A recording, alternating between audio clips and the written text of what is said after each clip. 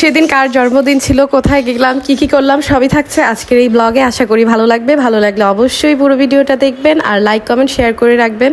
এত সুন্দর একটা কেক কার জন্য বানালাম, আসলে ওই দিন ছিল মিমিয়াপুর জন্মদিন। তো আগের দিন আমি বাসায় চলে এসেছিলাম উত্তরা থেকে, আসার পর কেকটা বানিয়েছিলাম আর আমরা গিয়েছিলাম থাই এমব্রিয়ালে। তো আমরা দোতলায় চলে আসলাম, বসার জায়গা ছিল দোতলা আর তিনতলাতে। তফা গিফট নিয়ে চলে আসছি।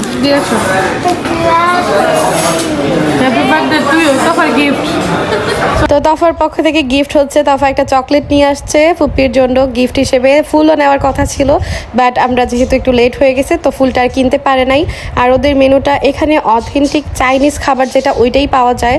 আসলে আমরা তো সবসময় অভ্যস্ত বাঙালি স্টাইলের চাইনিজ খাবারগুলো খেয়ে, তো এখানের খাবারটা আজকেই প্রথম ট্রাই করব। তো দেখবো এখানে কি কি আছে। তো সব খাবার দেখার পর আমরা অর্ডার করে দিছি। আর তফা এই যে দেখেন, বুড়ি এখন নিজে নিজে অর্ডার দিতে পারে, তো দেখাই দিবে কোনটা কোনটা খাবে ও। তো এখানের মেনুটা খুব সুন্দর ছিল আর পুরো রেস্টুরেন্টটা চাইনিজ থিমেই করা ছিল। তো প্রথমেই আমাদেরকে অন্থন দিয়ে দিছে। আসলে স্যুপ দিয়ে অন্থন খেতে কিন্তু খুবই ভালো লাগে। আর এখানে একটা সস দিয়ে দিছিল, হোয়াইট সস। সসটা খুব মিষ্টি মিষ্টি ছিল, টকটক ছিল, তো খেতে খুবই ভালো লাগতেছিল। এরপর আমাদের স্যুপও চলে আসছিল। তো স্যুপ দিয়ে অন্থন খেতে কিন্তু আমার খুব ভালো লাগে, তফারও খুব ভালো লাগে। আর অন্থনটাও অনেক মজা ছিল আর স্যুপটাও খুবই ভালো ছিল। তো এই যে আমাদের স্যুপও চলে আসছিল। তো আমরা সবাই যেহেতু থাই স্যুপটাই পছন্দ করি, তো আজকে থাই স্যুপটাই দেওয়া হয়েছে। আর এটা একটু পাতলা টাইপেরই ছিল, তো খেতে খুবই ভালো লাগতেছিল। আর ভালো পরিমাণের চিকেন, মাশরুম, তারপর ফ্লেভারটাও খুবই ভালো ছিল। তো খেতে আলহামদুলিল্লাহ খুবই ভালো ছিল। তফাও থাই স্যুপটা পছন্দ করে, বাট শুধু চিকেনটা আর স্যুপটাই খায়, মাশরুম বা অন্য কিছুই খায় না। বাট আমার মাশরুম খুবই ভালো লাগে, তো আমি বেছে বেছে মাশরুম খেতেছিলাম আর তফাকে চিকেন দিয়ে দিতেছিলাম। আর ওই যে অন্থন দিয়ে খেতে কিন্তু খুবই ভালো লাগে। অন্থনটাও খুবই ক্রিস্পি ছিল, একদম ফ্রেশ ছিল সব খাবারগুলাই। তো এর মধ্যে তানজিলা রাহানা চলে আসলো। ওয়ালাইকুম সালাম। সুন্দর তো দেখি।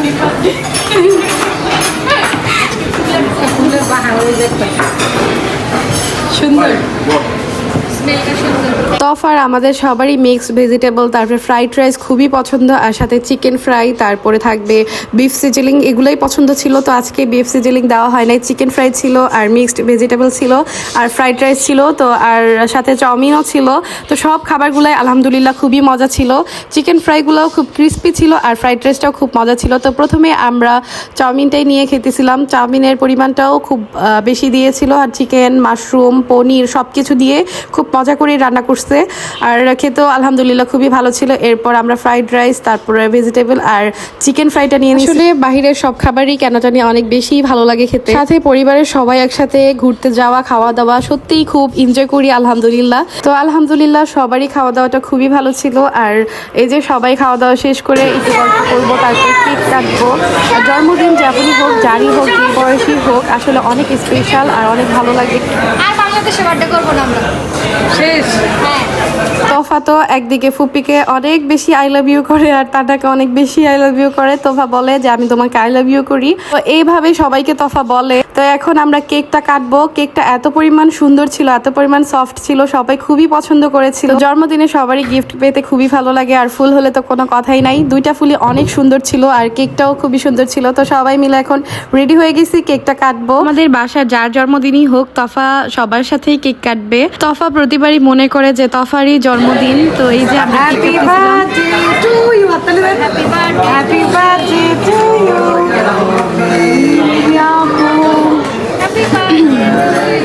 আগে কে খাবে? আগে কে খাবে? কি শোনাতে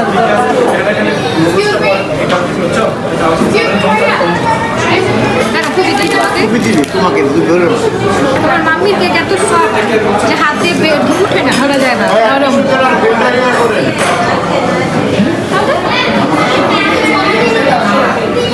খাইতে পারতেছ না, নরম।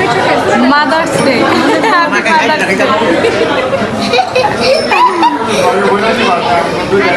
হ্যাঁ একসাথে দুইটা। এই মাদার্স ডাবল ডাবল খাইতেছে। এদিন যেহেতু মাদার্স ডেও ছিল তো একসাথে দুইটা কাজই হয়ে গেল, দুইটা মাই ছিল এখানে। কেকটা প্রতিবারের মতো সবাই এবারও অনেক পছন্দ করেছে, এত পরিমাণ সফট ছিল।